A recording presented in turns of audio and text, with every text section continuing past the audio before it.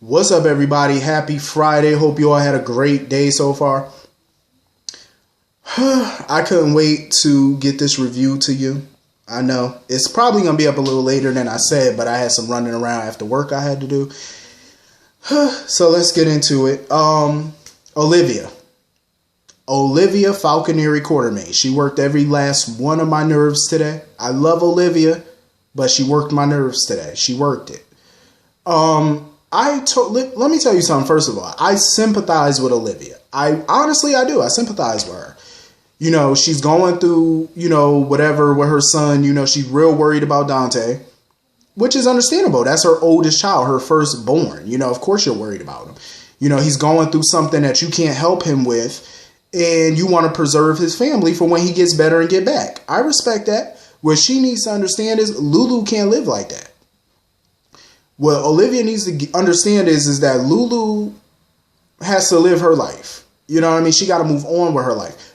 Dante's the one who chose to file for divorce and leave her. He made that choice. So once you do that, you know that she's going to move on with her life. That's a given. Because he doesn't know when he's coming back. He doesn't know. The WSB don't know. Nobody knows. And his treatment has been, suspended indefinitely. So who knows when he's going to get better. Lulu can't live like that. So I feel like Olivia, I understand her anger and her frustration, but she was out of line the way she came at Lulu. She was totally out of line.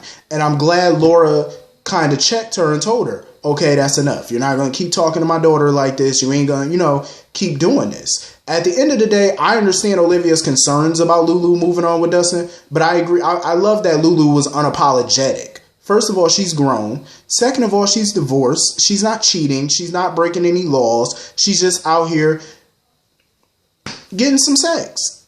And what's wrong with that? You know what I mean? Damn, she ain't no nun. You expect her to be the Virgin Mary until Dante get home? No. She need her back cracked. She got to get what she got to get. You know what I mean? She's human. She got needs. Get over it.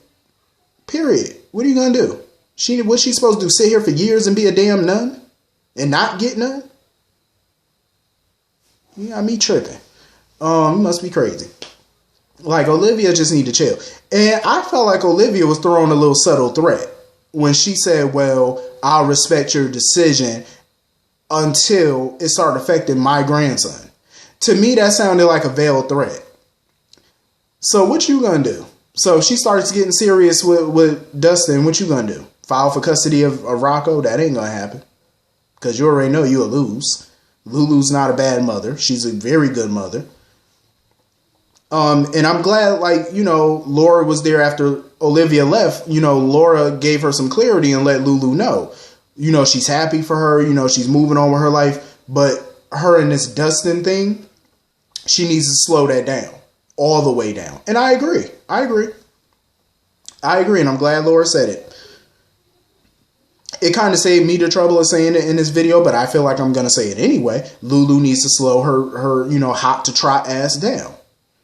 Slow it down. I mean, I'm happy for you getting your groove back, getting your back cracked and whatnot. You getting your needs met and what have you. And I respect it. I applaud you for that. Slow it down. Do not try to get all serious and get no committed relationship. Don't do that. You fresh off a divorce with a man that you've been in love with for over 10 years, for the last 10 years now. You know what I'm saying? Like, slow it down. Just have some fun. You and Dustin continue to be casual and do y'all thing. Be friends with benefits and whatnot. Have y'all little dates and stuff, but don't think about no marriage and, oh, we about to get married and we about to, no. Slow it down. Ain't no moving in together. Ain't none of that. Just keep it casual. Keep it light. And that's all she got to do. That's all she has to do. Furthermore, Olivia. She was getting on my ever-loving nerves when she was talking to Julian. Like, she's upset because Julian is backing out of their deal to sell Charlie's. I'm like, Olivia, first of all, the documents were not finalized. That means he has every legal right to back out of the deal. Get over it.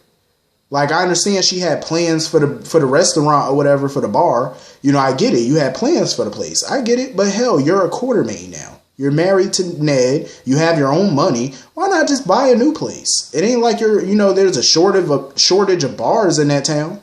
Buy a new place. Buy a new little bar and restaurant or whatever. You know what I mean? And do what you planned on doing with Charlie's with the new bar. It's not like you don't have the money to do it. I mean, I can understand that she's upset because she put a lot of planning into what she was going to do. And for Julian to back out now when the deal was almost done, she has every right to be upset. But calm down. It's not the end of the world. You know what I'm saying? Like, plans change. That's what happens. What are you going to do? His plans changed. Him and Kim broke up. She was a liar. She was a cheater. And he dumped her ass. Now he's decided to stay and keep his business. Get over it. Get over it. He's within his law and his legal right to not have to sell you his bar. That's his prerogative. Bobby Brown is not the only one with a prerogative, so he can do what he wants. Olivia, where is your husband? I'm just saying, where is Ned? Because Olivia's just getting a little too big for her britches. I'm like, first of all, Ned, you need to come and tame your wife. Obviously, y'all not doing the do in the bedroom because she seems a little neurotic nowadays. Like, you need to go and get your pin strong and get your loving on or whatever you got to do. Because your wife is getting out of control. Like, she's sitting here yelling at Lulu. She mad at Julian. Get your wife under control. Get her under control, please. She's doing too much for me. I love Olivia to pieces. Everybody knows this. But calm yourself down. Take a chill pill. Take a Valium. Calm it down. It's not that deep. Calm down. You'll be all right. You will be okay. I'm just saying, you will be okay. Don't worry about it. There's other bars. Go find you one. So anyway, moving on from that. Elizabeth is not playing no games, and I'm loving it. Listen, you can say whatever you want about Elizabeth. God knows I've said plenty about Elizabeth over the years, and I probably will continue to say some things about her. And you can even say this is karma for her, for her past shenanigans over the years, which it is, in my opinion. But I'm super proud of Elizabeth, and God knows I never thought I would say that. I never thought I would ever root for Elizabeth Imogene Weber. I never thought I would. But in this whole storyline, I've been Team Liz. I like her tactics. She's using them for good. But as much as I like it, she's fighting for her husband, and I totally get it. Even though Sam, I felt like, was a little out of pocket for running her mouth, telling her, why bother trying to, get the old Franco back. You were out of pocket, but I do understand where Sam is coming from on that. I do. I get it. And the reason I say this is because Sam brought up a good point, just like Cam brought up a good point the other day. When you look at the logistics of this, you look at the facts, you have to ask yourself this question. Him doing this procedure, is it worth it? Knowing what you know, the details, and knowing what it can do to him, is it worth it? To Elizabeth, it's worth it. Oh, it's worth it. But you have to think, though, and Sam brought up a good point. You do this to him, and he goes into a vegetative state for the rest of his life. She will blame herself for all of eternity. She will blame herself. Liz will end up blaming herself for this. And she's going to be kicking herself in the ass, saying, oh, I should have listened to Cam. I should have listened to Sam. I should have listened to my conscience or this person. Is it worth it? I mean, that's a good question to ask. But I think in Liz's mind, right now, there's no stopping her. She's a woman on a mission. And when you have a woman on a mission, you're not changing her mind until she get the results that she wants. Or something happens. Either way, she's not going to change her mind until after it's done. And she told Franco when they were carting him off to Shady Brook. She told him. She was like, oh, you're not going to do the procedure? She said, okay, I'm going to force you to do it. Which brings up my point of what I've been saying before. If Liz was smart, she would tell him, okay, I'm done. I'm going to file for divorce. I'm going to give you this divorce. He signs the papers, thinking that they're divorce papers, but he actually signs consent forms. That's a smart way to go about it. It's smart, it's sneaky, and it's smart. It's conniving. And it just might work if she plays it off right. If she, plays on his vulnerabilities a little bit and do a little manipulative tactic, it could possibly work. It could. But she has to do it right. She has to think. I don't trust that new nurse. That little nurse that was at GH that was putting the bandages on Sam. Because Sam was asking her questions about Franco and she was like, oh, I can't give you that information. I can't help you. But she had this little pissy little look on her face like she was mad. She was mean mugging Sam. I wonder if she one of them little DOD followers. I wonder. She probably is. She probably one of them little DOD little cult followers sitting there eavesdropping on conversations and stuff.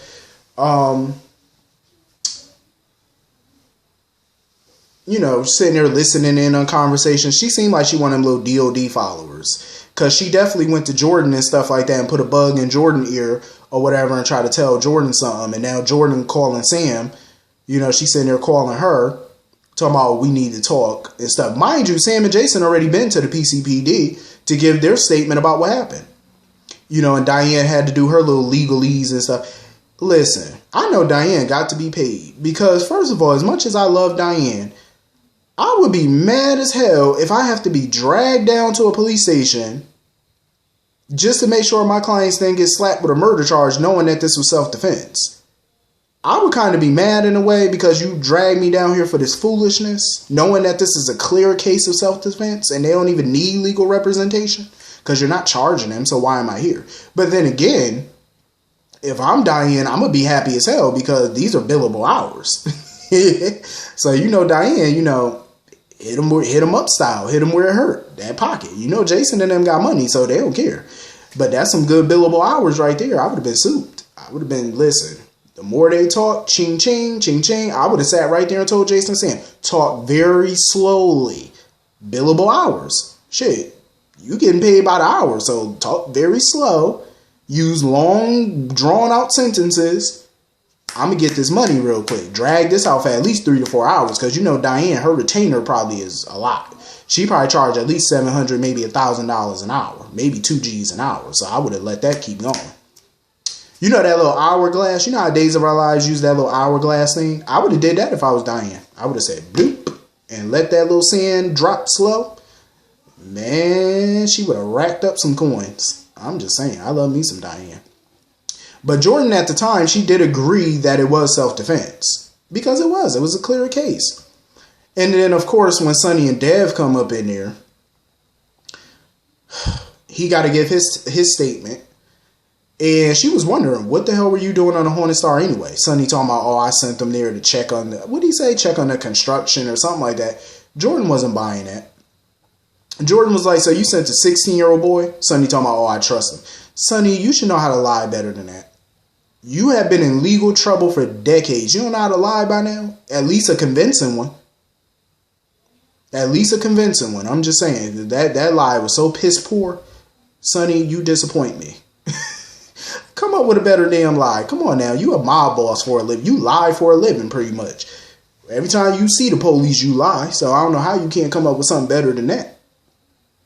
And he is so blind when it comes to Dev. I feel sorry. He is so blind when it comes to this boy. Sonny, you don't know this boy from a hill of beans. Why? I ain't even going to go into detail on this because I done said this every day. Like, you need to stop fully blindly trusting this kid. You know, I understand you see yourself in him. You want to help him. But open up your eyes and stop totally believing this boy until you get some intel on him because you don't know diddly squat about this kid. Nothing. He could be trying to get intel on you and you wouldn't even know it. He could be playing you like Lotto. Yeah, you sitting right there letting him. So anyway, I seen something where people were saying a few minutes ago where people were saying that Diane broke Kim's confidentiality or whatever as a lawyer when she was sitting there on the phone talking in front of Jason and Sam about Franco because Kim called her asking her all a bunch of these legal questions. And Diane basically told her that as a spouse, Liz has every right to have Franco committed. And there's nothing Kim can do to stop it. But legally, even though Liz is his wife, she can't force him to consent to the procedure, which is true. But she also told Kim she can't legally help her. She was like, I can't help you. Because she was hoping that Diane would, be her lawyer and try to file an injunction to stop it or whatever. Diane not even going to waste her time with that because she knows she can't win that. And she's not going to waste her time with it. But I seen that some people said that she broke confidentiality by talking about that in front of Jason and Sam. First of all, she didn't break confidentiality. I can call a lawyer right now and ask a legal question. That doesn't mean they're my lawyer. She's not Kim's attorney. She's not on retainer to Kim, so she didn't break anybody's confidentiality. And she's definitely not Elizabeth's attorney. She doesn't represent Elizabeth. She's none of their lawyers. So whatever she's saying they overhear, that's not breaking any confidentiality law. No, it isn't. You think Diane would do that on purpose? Of course not. She's too skilled and too smart for that. Of course she didn't. When you call somebody asking a legal question, they can say whatever they want in front of whoever they want. They're not on retainer to you. So they're not breaking any confidentiality. Only way you got confidentiality is if you put some money or something in her hand and y'all come up with an agreement and officially say that's your attorney. And Diane clearly said, I can't help you. So therefore, she was never her lawyer. So therefore, there's no confidentiality break on that. Just to point that out. Diane is too slick and too smart for that. She ain't falling for that nonsense. So what else happened? Jocelyn. I love Jocelyn. I sympathize with Jocelyn, but I'm getting tired of hearing about Oscar. Like, I really feel like she needs some therapy. I don't know why she continued to fight this going to therapy and getting some help stuff. Like, obviously you crying out for some help. Now, as much as I think Dustin and Lulu got chemistry, I don't trust him because I don't know him. And you know how we are about new characters? Every time we get a new character, they be into some BS and we find out something dark about them. Or they got some type of little fetish or secret. You never know. This man can have some type of foot fetish or teenage. He could be trying to pull a R. Kelly. We don't know what he's trying to do. And God knows we don't need another Robert Kelly. We do not need another Robert Sylvester Kelly. No, we do not. No, we do not. Dustin, I don't know. I like him. I like the character, him and Lulu. But I reserve my opinion until I know more about him. No, I'm going to give my opinion. Scratch that. I don't know. The way he be looking at Jocelyn, talking to her, like, it was something about Kelly's Diner when they were there a few episodes back. And I mentioned this. And remember, Jocelyn was kind of bent over the counter and he was looking at her. Like, he had this look in his face like it was pure lust. And this girl is only 15, 16. And no grown man should be looking at no teenager that way. Like, he just gave me this uneasy feeling. I don't know what it was about that particular episode, but I think it was just the way he was looking. And, I don't know. He was just gawking at her. And I'm like, see, that gives me all type of pedo vibes. I'm like, go sit down. No. But yeah, Jocelyn, I think she's going to get through this. Over time, I think she'll definitely start to move on. Of course, she's not going to forget Oscar, but it's time for her to move on. Being a junior in high school is like your best time. You know what I'm saying? Like being, you're upperclassmen now. You know what I'm saying? That's the best time in high school. Being a sophomore, junior, and all that, senior, that's the best time in high school. Freshman year is always a pain in the butt, but, further along, it's always cool. So Jason, he done met up with Carly, and now Carly water done broke. She in labor. Well, her water didn't break, but I don't think it broke. But she was having contractions. And she felt like it was too soon because she was like, she's not supposed to be having this baby for another 2 weeks. And I agree with Jason. You thought wrong. Well, babies got a mind of their own, and he or she ready to come out. So, they feel like they're cooked, they're baked, and they're ready to pop on out. Before they get burnt. I'm just saying, you don't want to keep it in the oven too long now. Obviously this child is fully developed and he or she ready to come out. Simple as that. So she need to get in touch with Sonny and stuff. Sonny got the text. So he go over there. And I just noticed that, like, Jason really has been around for pretty much all of her kids, like, since they've been born. Michael, Morgan, Jocelyn, and now he's gonna be there for this one too. Jason, man, that's Superman Jason right there. Birthing coach, hitman, superhero. Ain't that some stuff? He know how to ride jet skis and all that. Jason is just a jack of all trades, I guess. Guess you could call him that. But I wonder what kind of baby Sonny and Carly are having. I wonder if they having a boy or a girl. I really do. I wonder that. Hit the comment section. Let me know what y'all think they're having or what y'all thought about this episode. I will see y'all all Monday. I hope you all have a wonderful, wonderful night. Hope you have a wonderful weekend. See you all Monday. Have a great day. Peace.